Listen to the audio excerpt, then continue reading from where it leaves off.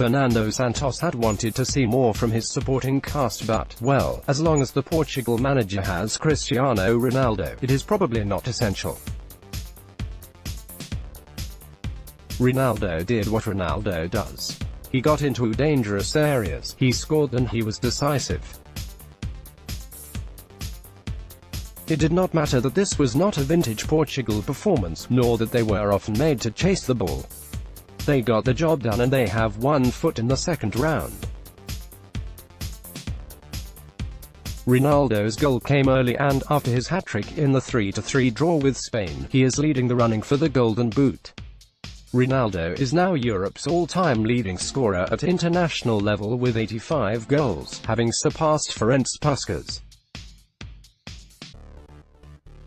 Iran's Ali Daei, with 109, is the only player in world football to have outscored him. Cristiano is like a port wine, Santos said. He knows how to refine his capacity and age at his best.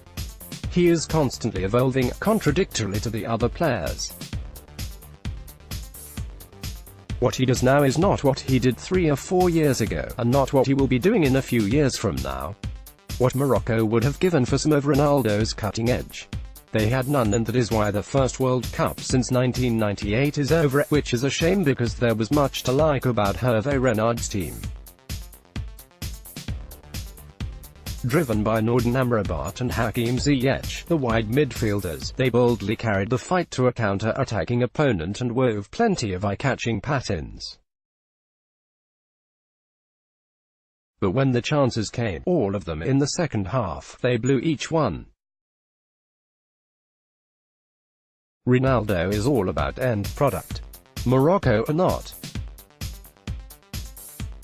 Those who know how to play in the penalty box, and the most gifted players, make all the difference, Renard said, which summed it up.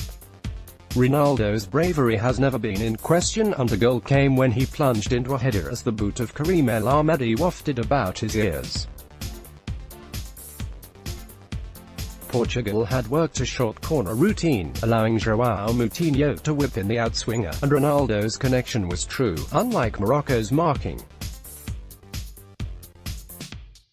It was unusual for Renard's team to be so loose. Renard was upset that Pepe's challenge on Khalid Boutaib towards the near post went unchecked. The first foul came from Boutaib, Santos retorted. If not a goal, it would have to be a penalty. Morocco were in the last chance saloon after the 1-0 loss to Iran but remained determined to play the high-tempo passing game, heavy on movement and pace in wide areas. They looked slick and they got in behind the Portugal defense. Amrabat was a symbol of the spirit. Having been concussed in the Iran game 5 days earlier, he was cleared to play wearing head protection but he cast it aside in the early stages. He's a warrior, Renard said. FIFA is sure to be unimpressed. Its protocols suggest a minimum of 6 days between a concussion and returning to play. Amrabat shouted for a penalty in the 26th minute, having wriggled past Rafael Guerreiro.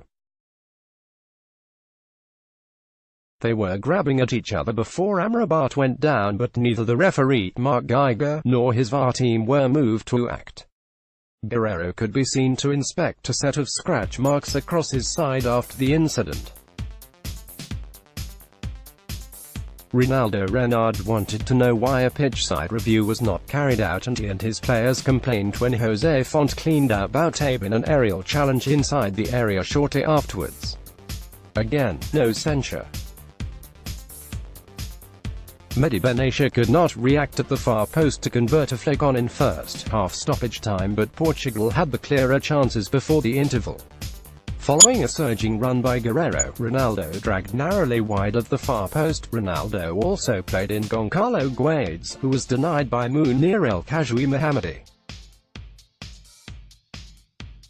There was needle between Benatia and Ronaldo, which first sparked when the Juventus defender went through the back of the Portugal forward on 26 minutes, treading on his foot in the process. Benatia was booked for another tackle from behind on him later in the first half. Morocco continued to push after the break and Santos was sufficiently concerned to change from 4-4-2 to 4-5-1. "I'm not happy with my team's performance," he said. "We couldn't really have the ball and create pressure.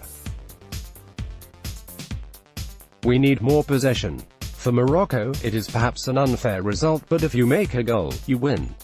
Morocco had their openings and only a wonderful diving save by Rui Patricio, the new Wolves signing, kept out Jans Belhanda's flicked header.